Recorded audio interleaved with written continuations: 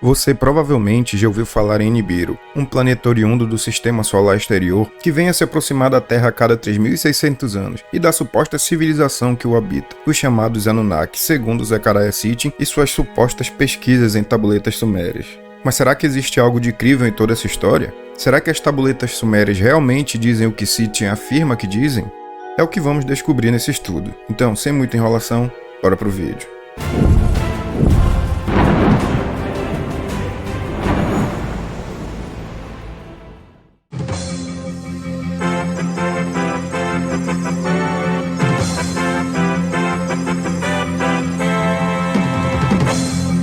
E aí, gente, tudo bem com vocês? Espero que sim. E eu vou dar 2 avisos aqui rapidinho pra gente começar logo no assunto que é o que interessa, tá? O primeiro é que talvez a minha voz esteja um pouco rouca ainda, porque eu tô me recuperando de um resfriado, tá? Então, não estranhe. E o segundo é que eu também não vou aparecer no vídeo, porque eu não estou gravando esse vídeo em casa, galera. Esse vídeo já havia sido gravado, já havia sido todo cortado, só faltava adicionar as imagens no vídeo, porém o arquivo foi corrompido. Eu não consegui recuperar de jeito nenhum, então eu estou gravando de novo aqui em cima da hora, improvisadamente, tá? Então, realmente eu não vou montar o cenáriozinho nem nada, vamos só gravar aqui. Eu vou só mostrando as imagens pra vocês e narrando, e vocês vão aprender, que é o que interessa, tá? Então vamos lá. Bom, e como nós vamos abordar um livro, eu indico a vocês que leiam esse livro, né, se possível. Provavelmente a maioria já deve até conhecer, é o livro 12º Planeta, do autor Zecharia Sitchin, que como nós sabemos, ou pelo menos eu espero que a maioria de vocês saibam também, porque eu sempre falo nos vídeos, é um livro que não tem nenhum peso acadêmico, tá, gente? Não obedece nenhum tipo de método historiográfico, científico, enfim, validativo, nada. É realmente um livro de ficção e eu vou demonstrar para vocês aqui nesse vídeo o porquê ele é um livro de ficção. E para isso, gente, nós vamos utilizar exatamente livros científicos, ou seja, livros acadêmicos de pessoas que utilizaram o método científico e todos os métodos de validações que são necessários para se validar uma hipótese histórica, historiográfica, arqueológica e afins, tá? Então, para corrigir aqueles erros ali do livro do Zecharia Sitchin, nós vamos utilizar 2 livros que eu vou estar deixando o link aqui na descrição e, obviamente, o nome vai estar passando aí para vocês também, tá? São livros ótimos, um deles é o do Jeremy Black, que eu sempre falo, e outro da doutora Stephanie Dalley, que eu não falo tanto, mas também utilizo bastante em algumas pesquisas aqui. Todas essas fontes serão citadas nas referências aí na descrição, como eu faço em todos os vídeos, tá, gente? Então bora lá.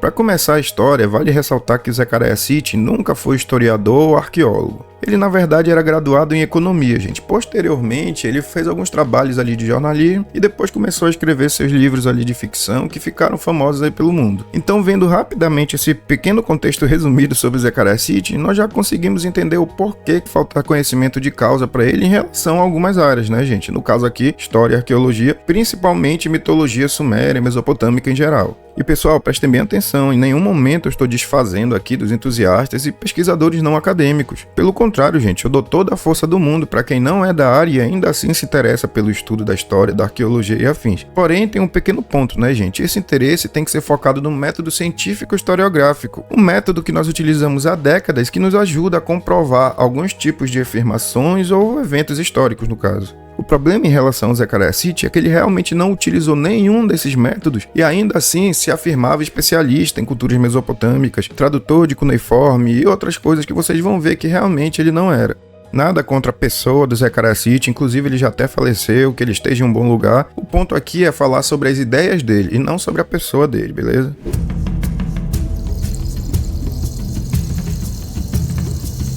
Então vamos começar com tudo, né, gente? Primeiramente, vamos falar logo sobre Nibiru. O termo Nibiru nunca foi encontrado em qualquer tabuleta suméria até hoje, gente, e eu garanto isso pra vocês. Sim, existem menções ao termo que Sitchin entendeu por Nibiru em tabuletas mesopotâmicas, mas o mais antigo registro dessa palavra consta no épico babilônico da criação, o chamado Enuma-Elish, que nós já fizemos um vídeo semana passada sobre a versão cantada dele. Quem ainda não viu, depois desse vídeo dá uma olhada lá que ficou show de bola, beleza? Outra coisa importante a entender também, gente, é que o Enuma-Elish possui várias versões, tá? Ele obviamente possui as primeiras versões, que são as babilônicas, mas posteriormente ele foi sendo copiado por outras culturas, como os assírios, hititas e alguns outros. Então, diante disso, a versão mais completa que nós temos hoje em dia é uma versão assíria, que ela é uma cópia exatamente perfeita da versão babilônica, com algumas pequenas mudanças linguísticas adequadas ali à própria língua. E essa versão, gente, foi encontrada na biblioteca de Assurbanipal e data mais ou menos do século VII antes da Era Comum.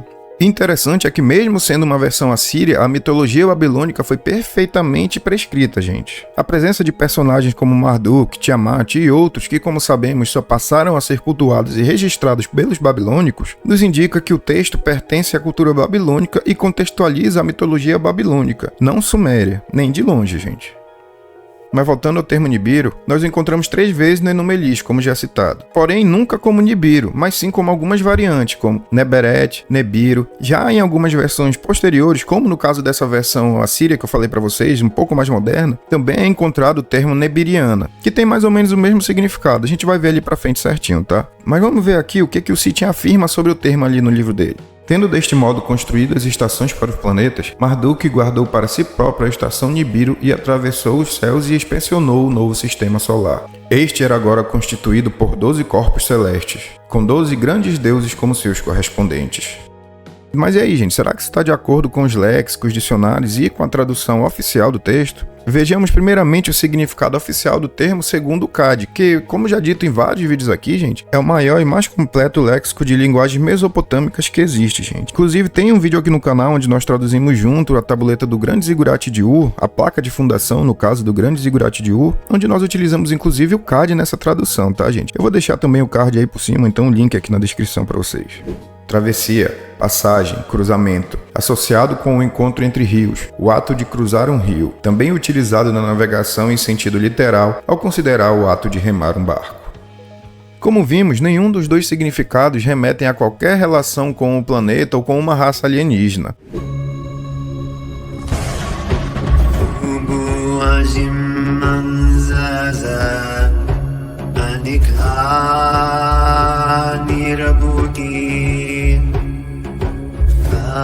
كبادي تمزي الجنون لو مجيء وزيز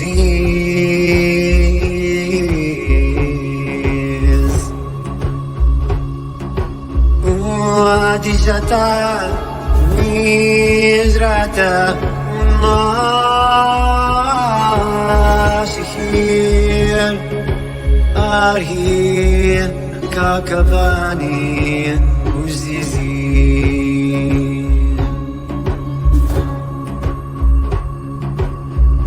وجارد منزاز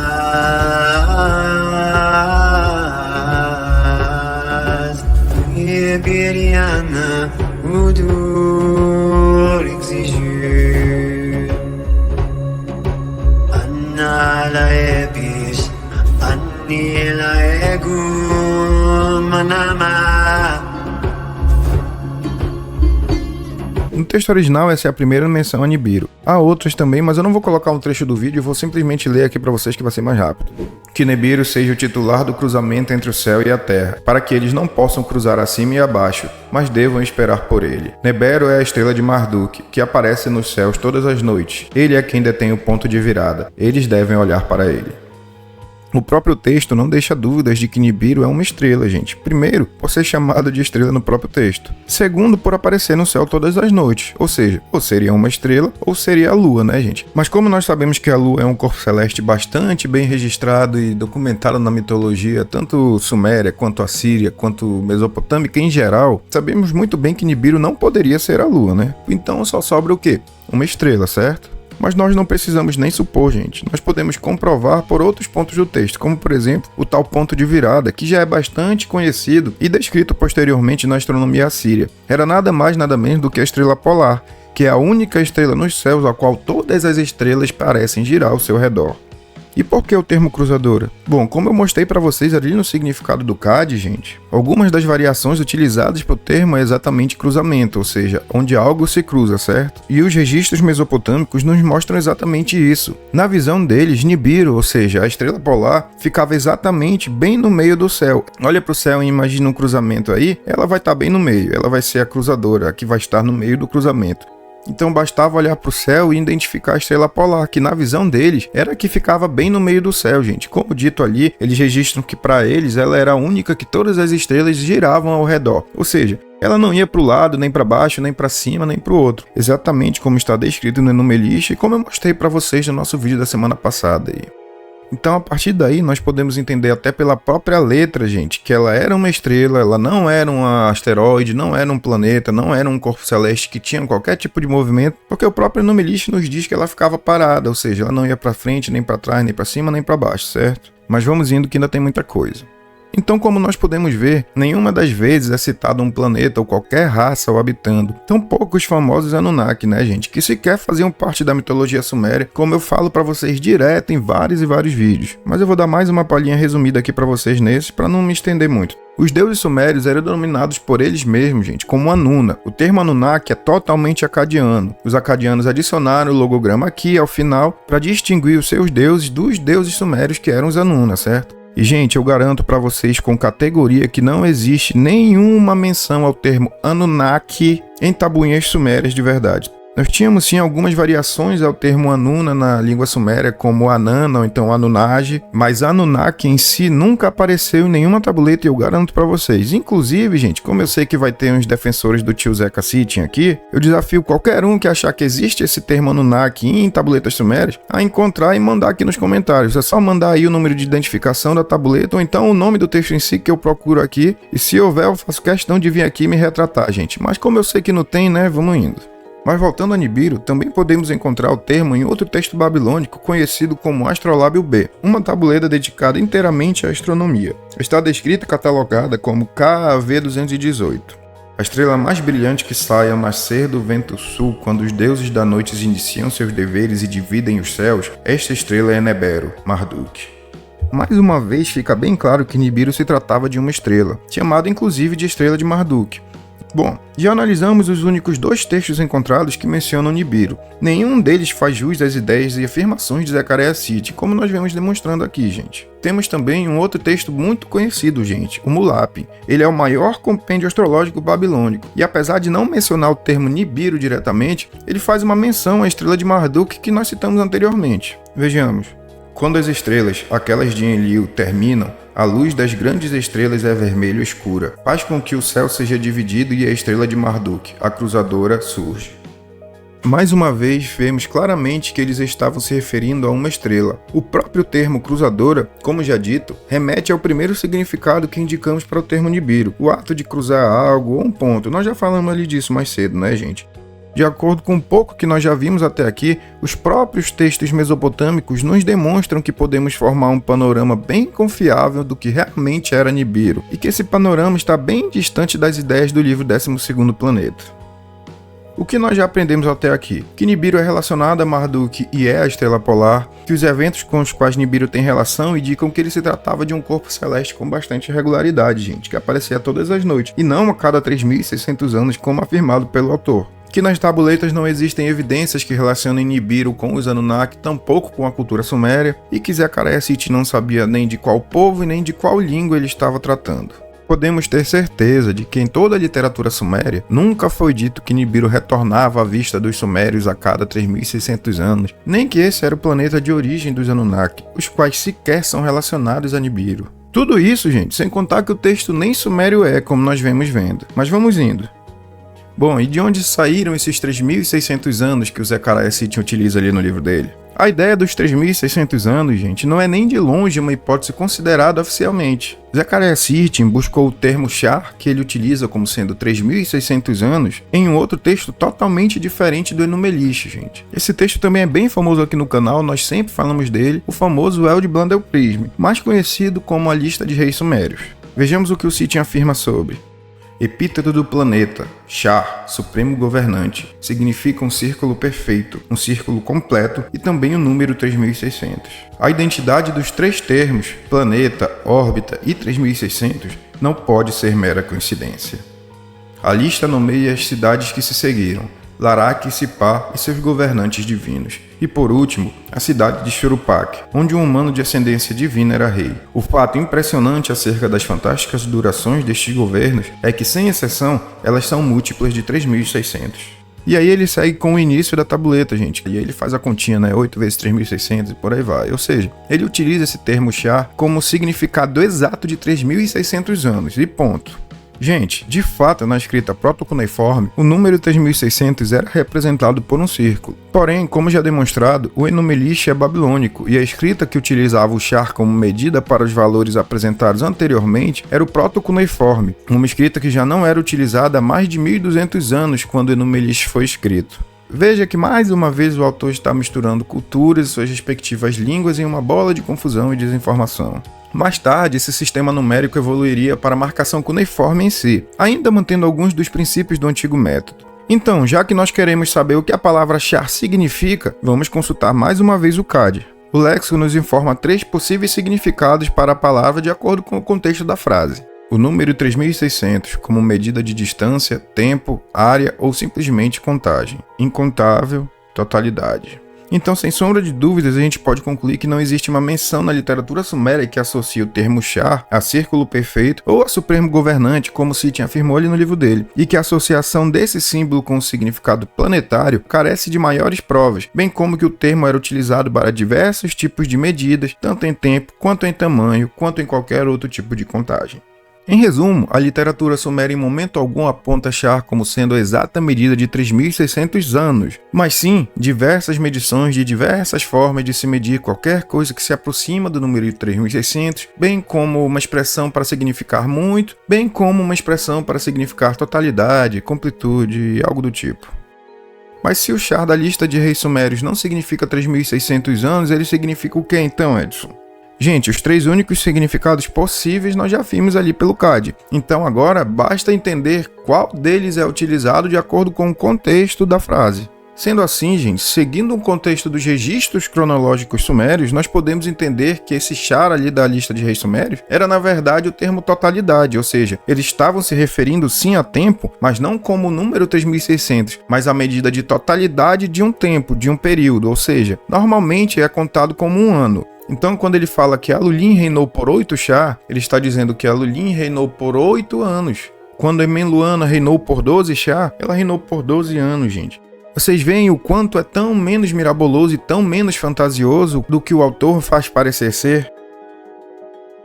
Esse é um outro equívoco bastante interessante que o autor faz ali no livro, gente. Para o Zecharia Sitchin, os sumérios cultuaram 12 deuses principais. E ele afirma isso em diversas partes do livro dele, e isso é necessário para o que ele quer fazer ali, né? Para induzir as pessoas a acreditar que existe um 12º planeta. Cada um desses planetas é ligado a um deus, e por isso são 12 deuses, porque existem 12 planetas, exatamente o nome do livro, o 12º planeta, certo?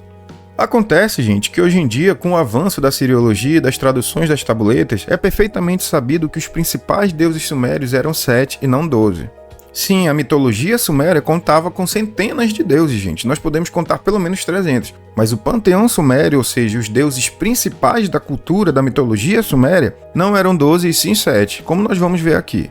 Os que eu marquei verde aí, gente, são os considerados deuses sumérios gerais, ou seja, os deuses do panteão sumério em si. Os vermelhos não, pois eles eram cultuados apenas em algumas cidades ou apenas em alguns períodos isolados, não de maneira geral por todas as cidades e por todo o tempo da cultura suméria, como esses 7 que estão marcados em verde aí são.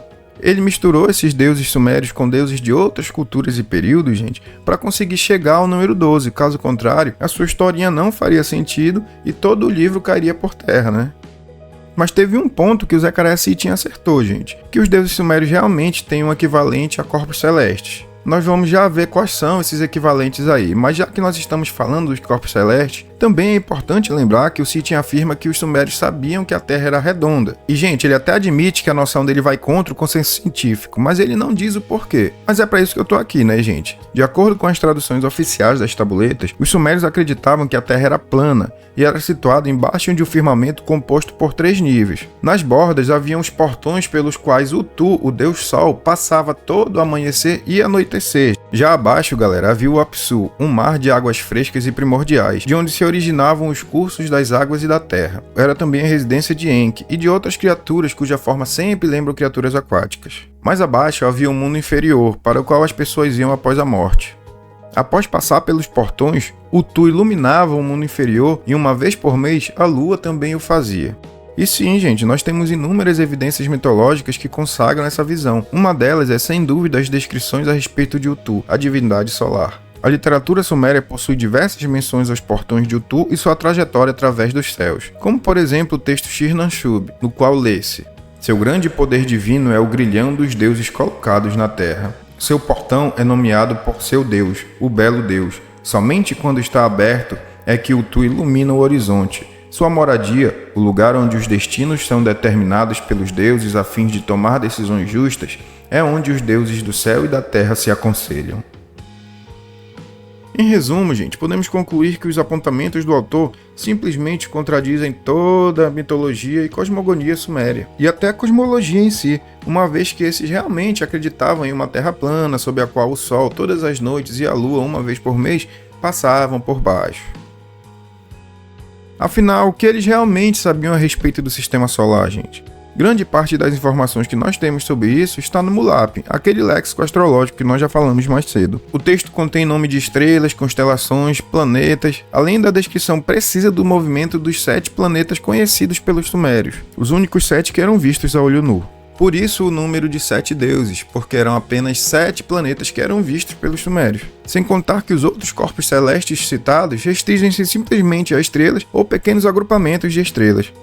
E pessoal, os sumérios sabiam muito bem como diferenciar planetas de estrelas, e caso soubessem da existência de Urano, Netuno, Plutão e obviamente Nibiru, certamente teriam registrado tais corpos, como fizeram com os demais, inclusive os apontando como planetas e diferenciando de estrelas. Então nós podemos concluir que não existem evidências de que os sumérios conheciam planetas além de Saturno, afinal de contas estes não são visíveis a olho nu. Citam 5 planetas e consideram 7 pelo Sol e a Lua também serem considerados planetas. E há diversos outros equívocos que podemos encontrar ali nesse livro, gente. Como, por exemplo, a afirmação de que Apsu é na verdade o Deus Sol. Nós já estamos carecas de saber que Apsu não tem nada a ver com o Sol. Todas as ligações em qualquer cultura, seja ela suméria, acadiana, babilônica, assíria, enfim, qualquer que seja a cultura, qualquer que seja a mitologia que esteja tratando de Apsu, ele sempre foi representado como sendo ligado à água. Nenhuma única menção a Apsu como sendo Deus Sol em nenhuma epopeia e nenhuma tabuleta é encontrada, gente.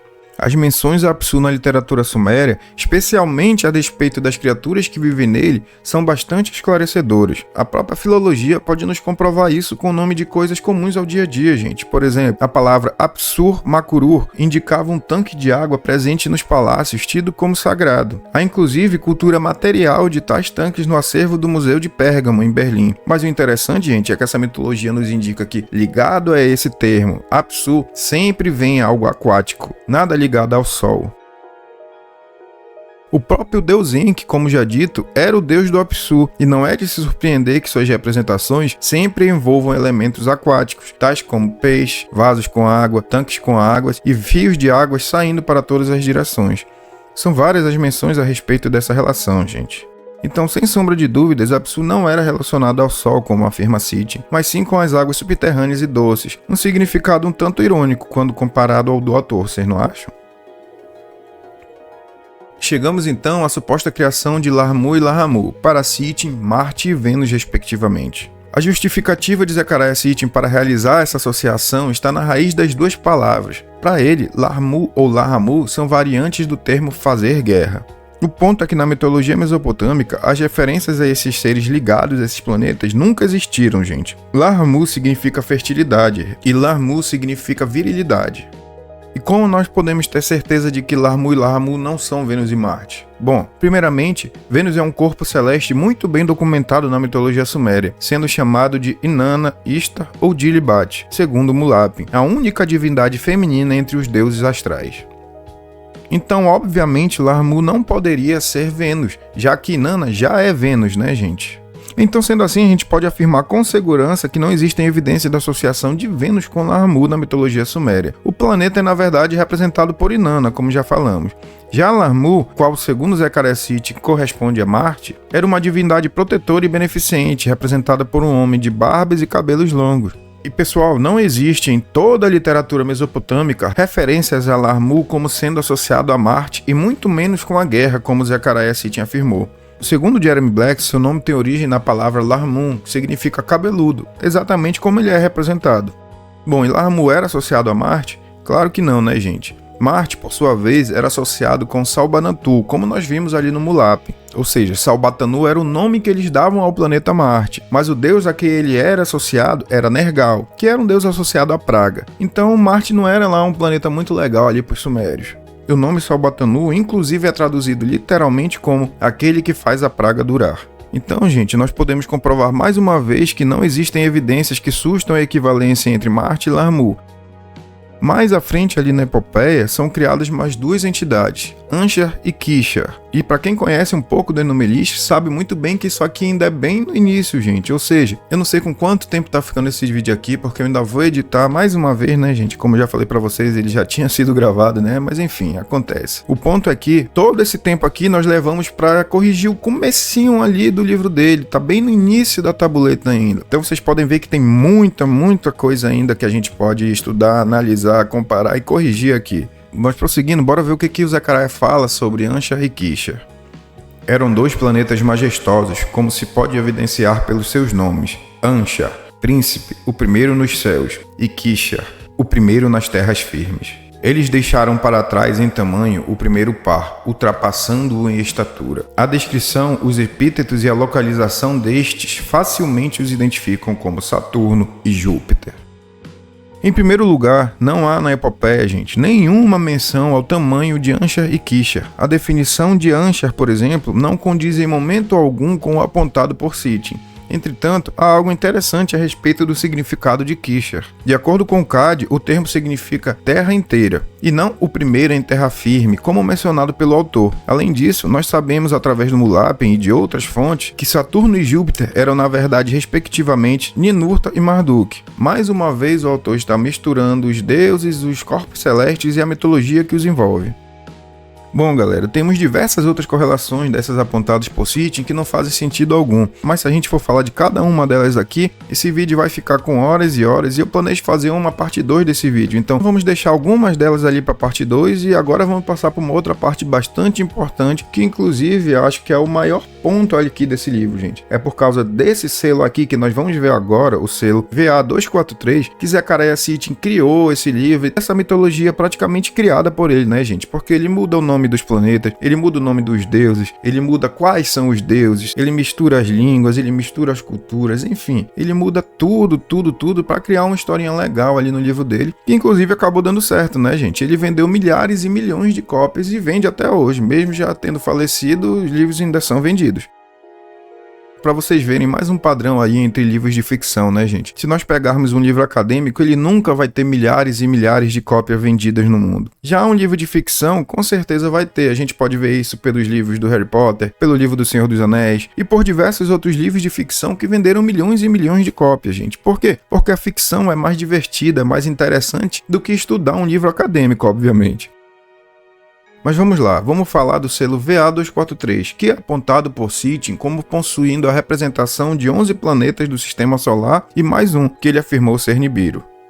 Como já dito, todo o livro 12º Planeta é baseado nessa premissa de que o selo VA243 trata da astronomia suméria e que eles teriam representado o Sistema Solar com 12 planetas, porque o 12º é Nibiru, terra natal dos Anunnaki, blá blá blá blá blá blá, toda essa história aí que a gente viu, que não faz sentido algum, né, gente? O ponto é que ao tempo de Sitchin já era muito bem sabido que o selo VA243 não retrata planetas, tampouco trata ou representa a astronomia suméria. Dubisiga, Ili Ilaat Ishu. Para Ililat de Dubisiga, seu servo. Logo nota-se que o selo é somente uma tabuleta decorativa feita por um escriba chamado Dubisiga para um homem, provavelmente seu chefe chamado Ililat. Para vocês verem como o Sitchin não sabia realmente traduzir cuneiforme, gente. Mais uma prova de que o autor não tem conhecimento do método científico em nada, gente. Ele simplesmente ignorou todas as inscrições e focou somente nas imagens, que é o que todo pseudo-pesquisador faz. A gente já viu isso no caso da bolsinha Anunnaki, já viu isso no caso da pinha e da árvore da vida suméria, do relógio sumério e de diversos outros assuntos. Inclusive temos vídeos aqui no canal, tá? Só é vocês irem aí na playlist do canal, botar na playlist ou cuneiforme ou mesopotâmico. Com certeza vocês vão encontrar esses vídeos falando sobre esses diversos temas aí.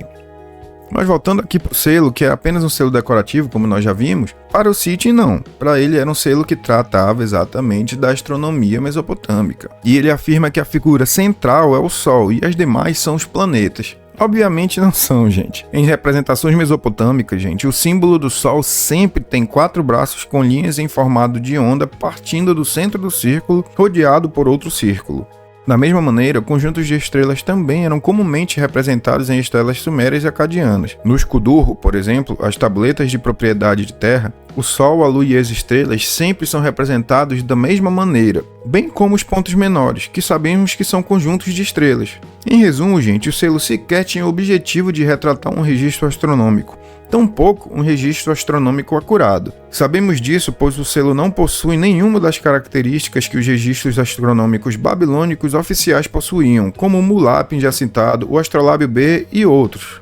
Era um item decorativo representando diversos aspectos naturais da vida do povo em questão, como podemos notar nas imagens. Vemos montanhas, árvores, animais, estrelas, pessoas e diversas outras coisas totalmente comuns e naturais aos que viviam naquela época e naquele local.